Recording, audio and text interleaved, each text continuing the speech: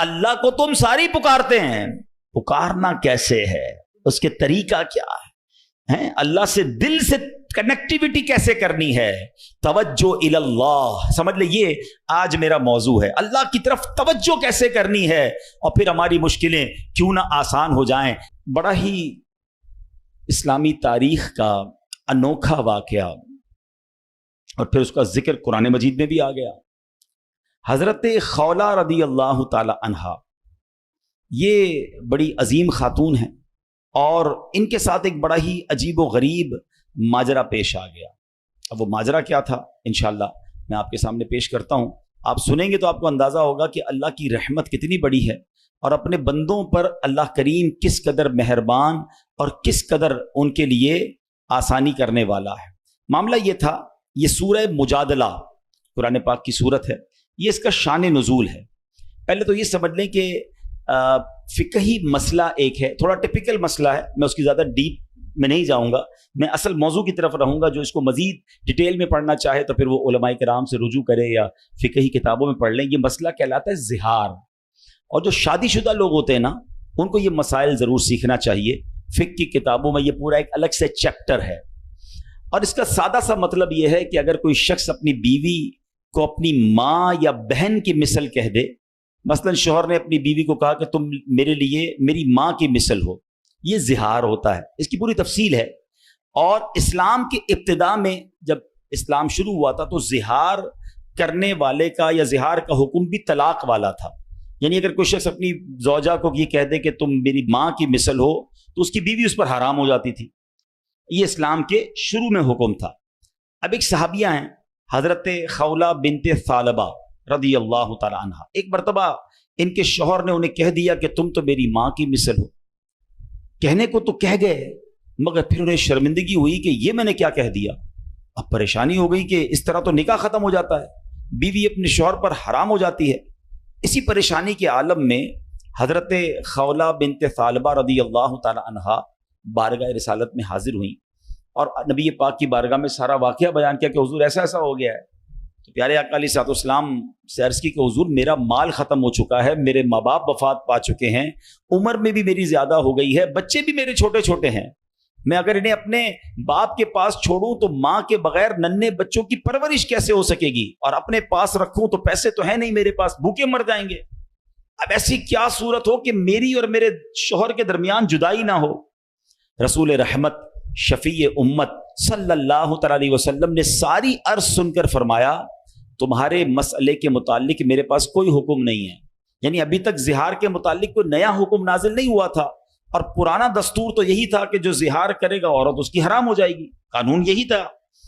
حضرت خولہ بڑی پریشان، دل غم سے ڈوب گیا، اور رہ رہ کر انہیں بچوں کا خیال آ رہا تھا۔ بار بار بارگاہ رسالت میں عرض کی کہ حضور میرے شوہر نے طلاق کا لفظ نہیں بولا تھا، وہ میرے بچوں کے ابو ہیں، یا رسول اللہ صلی اللہ علیہ وسلم کوئی تو صورت بتائیے۔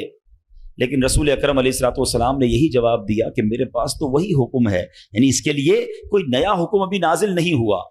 اب جب دیکھا کہ کوئی جو خواہش ہے، جو تمنا ہے، ایسا کوئی رزلٹ مل نہیں رہا، ایسا کوئی جواب آ نہیں رہا، تو اللہ اکبر، بے قرار دل کے ساتھ حضرت خولہ نے اللہ کی بارگاہ میں ہاتھ اٹھائے، رب کی بارگاہ میں گریہ وزاری، آنسو بہا کر عرض کی کہ اے اللہ میری محتاجی، بے کسی، پریشان حالی پر رحم فرما، اپنے محبوب علیہ الصلوۃ والسلام پر ایسا حکم نازل فرما جس سے میری مصیبت دور ہو جائے۔ آپ روتی رہیں، اللہ کی بارگاہ میں دعا کرتی رہیں۔ اللہ اکبر، غمگین دل سے پکارا تھا نا، توجہ کے ساتھ پکارا تھا، گریہ وزاری کے ساتھ پکارا تھا۔ رب کریم کی بارگاہ میں دعا کیسی قبول ہوئی کہ جبریل امین وحی لے کر حاضر ہو گئے، نبی پاک کی بارگاہ میں قرآن پاک کی آیت لے کر آئے، اور یہ سورہ مجادلہ 28ویں پارے کی یہ سورت ہے، اور سورہ مجادلہ کی ابتدائی آیتیں نازل ہوئیں۔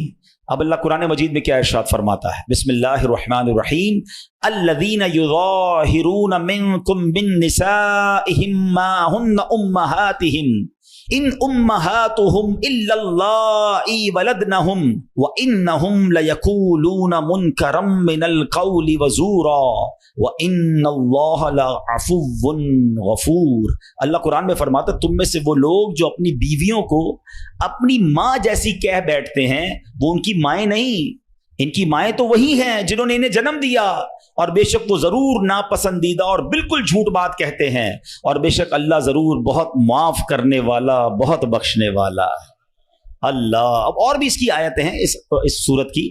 تو اب خلاصہ کیا ہوا کہ حضرت خولہ رضی اللہ تعالی عنہا کی دعا کی برکت سے زہار کا پہلے والا حکم منسوخ کر دیا گیا اور نیا حکم نازل ہوا، یعنی اب قیامت تک کے لیے اصول بن گیا کہ زہار جو ہے وہ طلاق کے حکم میں نہیں ہے، البتہ بہت ناپسندیدہ ہے، جھوٹی بات ہے، اس سے بچنا لازم ہے۔ اگر کوئی جانے یا انجانے میں اپنی زوجہ سے زہار کر بیٹھے تو مثلاً اسے اپنی ماں کی طرح کہہ بیٹھے تو اب اس کا حکم تو یہی ہوگا کہ وہ زوجہ کے قریب نہیں جا سکے گا، لیکن یہ طلاق نہیں ہے۔ اب اس کی کفارے ہیں، اس کی پوری ڈیٹیل ہے، تو میں یہ نہیں چاہوں گا کہ اس کی میں مزید ڈیٹیل میں جاؤں، اللہ نہ کرے ایسا کوئی معاملہ ہو جائے، اس کی تفصیل پڑھنی ہو تو بہار شریعت میں موجود ہے، ورنہ مفتیان کرام سے رجوع کیا جائے۔ میرا یہاں پر جو ٹاپک ہے، جو بات، جس موضوع کو مجھے لے کر چلنا ہے آج کے بیان میں، کہ غمگین دل سے، دکھے دل سے، بے قراری کے ساتھ اور پھر توجہ کے ساتھ جب بارگاہ الہی میں دعا کی جاتی ہے نا، تو بڑی بڑی مشکلیں ٹل جایا کرتی ہیں، بڑے بڑے مسئلے حل ہو جایا کرتے ہیں۔ یعنی یہ اتنی غمگین تھی، اتنی دکھی تھی، اپنے بچوں کی فکر تھی، اور جب بارگاہ الہی میں دعا کی تو آپ سوچیں یہ چھوٹی بات نہیں ہے، یعنی ایک حکم پہلے آ چکا تھا، مگر اس غمزدہ خاتون کی دعا نے رحمت الہی کو ایسے پکارا کہ وہ حکم منسوخ کیا گیا، ایک نیا حکم جاری کیا گیا، اور رہتی دنیا کے لیے سبحان اللہ گویا ایک آسانی بھی عطا ہو گئی، اور یہ حکم بھی قرآن پاک میں نازل ہو گیا۔ یعنی یہ دوسرے لفظوں میں یہ کہا جا سکتا ہے کہ حضرت خولہ کی وہ دعا ایسی قبول ہوئی کہ اس کا ذکر یا اس کا ثمرہ جو ہے وہ قرآن پاک میں آیت کی صورت میں نازل ہو گیا۔ صبح قیامت تک قرآن پڑھا جاتا رہے گا، جب جب پڑھا جائے گا حضرت خولہ کی دعا کو یاد کیا جائے گا۔ یہ ہے دعا۔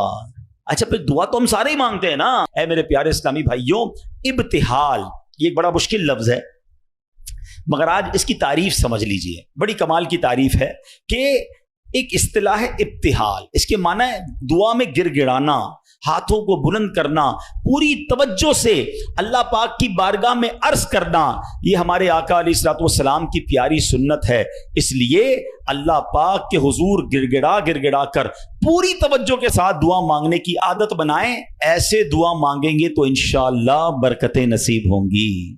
امیر اہل سنت کے جو اشعار ہیں نا، دعائیہ اشعار، اس میں جو توجہ ہے، جو انکساری ہے، جو کنیکٹیوٹی ہے، اللہ مجھے اور آپ کو صحیح معنوں میں توجہ اللہ کے ساتھ دعا کرنے کی توفیق نصیب فرما۔ میں ایک دو اشعار پڑھتا ہوں تاکہ اندازہ ہو کہ اللہ سے مانگنا ہے انکساری اور کنیکٹیوٹی کیسی ہونی چاہیے۔ سبحان اللہ۔ میں ہوں بندہ تو ہے مولا، تو ہے قادر میں ناکارا، میں ہوں بندہ تو ہے مولا، تو ہے قادر میں ناکارا، میں منگتا تو دینے والا، میں منگتا تو دینے والا، یا اللہ میری جھولی بھر دے، یا اللہ جھولی بھر دے، بخش دے میری ساری خطائیں، بخش دے میری ساری خطائیں، کھول دے مجھ پر اپنی عطائیں، کھول دے ہم پر اپنی عطائیں، بخش ہماری ساری خطائیں، کھول دے ہم پر اپنی عطائیں، برسا دے رحمت کی برکھا، برسا دے رحمت کی برکھا یا اللہ میری جھولی بھر دے یا اللہ۔ سبحان اللہ سبحان اللہ۔ قرآن پاک کی ایک سورت ہے سورہ انبیاء۔ اس مبارک سورت میں کئی انبیاء کرام کا تذکرہ ہے۔ اس پہ بالخصوص انبیاء کرام کا یہ وصف بھی ذکر ہوا کہ اللہ پاک کے پیارے نبی اللہ پاک کی بارگاہ میں دعائیں کیسے مانگتے تھے، کیسے دعائیں کرتے، اور کوئی بھی مشکل آتی تھی تو اللہ کی طرف رجوع لاتے، توجہ اللہ کرتے، اور گر گڑا کر بے قراری کے ساتھ اللہ رب العالمین کی بارگاہ میں دعا مانگتے۔ سبحان اللہ۔ حضرت نوح علیہ السلام، آپ نے 950 سال تک لوگوں کو اللہ کی طرف بلایا۔ اب یہ بڑا ان کی زندگی جو ہے نا بڑا خوبصورت ہمارے لیے میسج بھی ہے۔ 950 سال میں آپ کو پتہ ہے کتنے لوگ ایمان لائے؟ کم و بیش 80 لوگ ایمان لائے۔ کدھر 950 سال اور صرف 80 لوگ ایمان لائے؟